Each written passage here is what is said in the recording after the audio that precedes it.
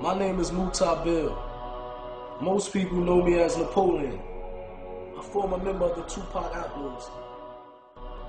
In my short life, man, I experienced a lot of things out there. Flown on private jets, albums that sold over 40 million copies worldwide, shootouts, street fights, club fights, whatever you name it, been there, done that. Man, I experienced the ups and downs of this fast life. So I want to share with you my story. This Napoleon, life of an outlaw.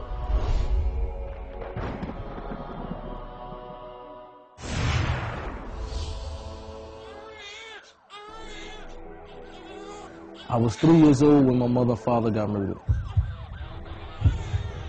After they murdered my parents, me and my brothers, we was in the house with the dead bodies for 24 hours. And I remember as a kid that I was biting my mother, trying to wake her up.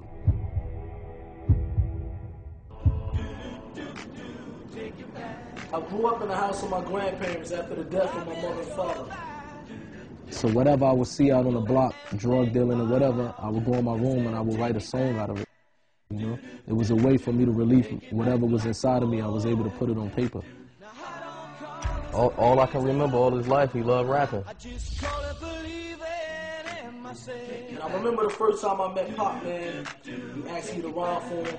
I rhymed for him, we hit it off, and the rest is history. He got close with Pop. He looked at Pop like a big brother or a father figure, you know, someone to look up to. Muta was, him and Pac was bonding real tough. I think Muta had become one of Tupac's extended family members.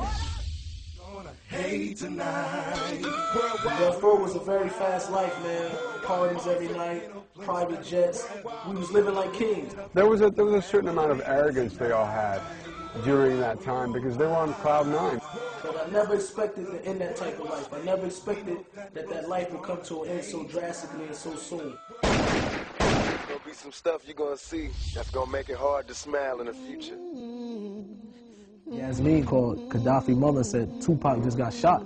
Couldn't believe it, you know what I mean? And you know, but the first thing that I said in my head, well, he got shot 5 times before. He's gonna take this, come out, do records, sell millions of records again.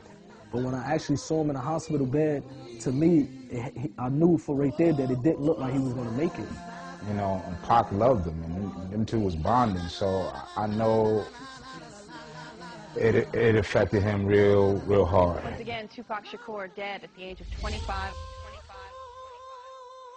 It was a time when I was in the music industry and I had 3 houses at one time. Money was coming in, but I didn't have enough inner happiness, you know what I mean? I didn't have happiness inside of me.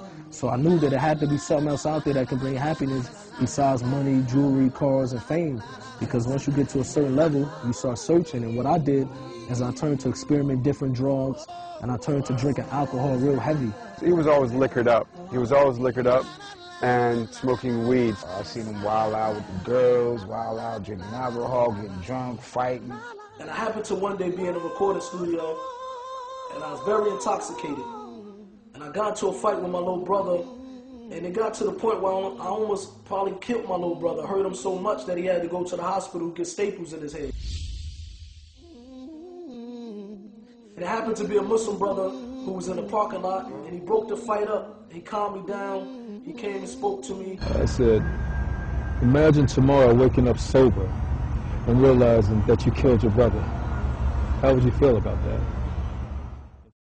They always asked me to come to the Masjid, and for a while I was ignoring them.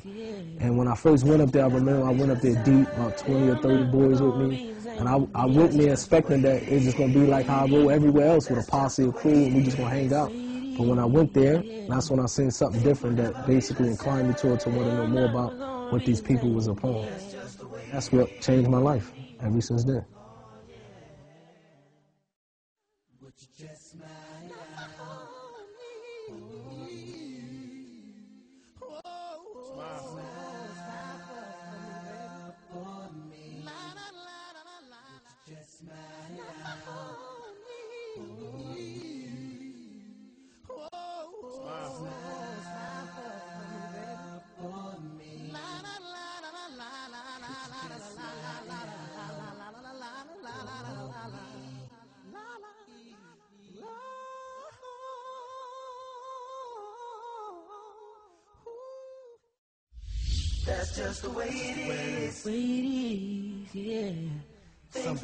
He got an awakening.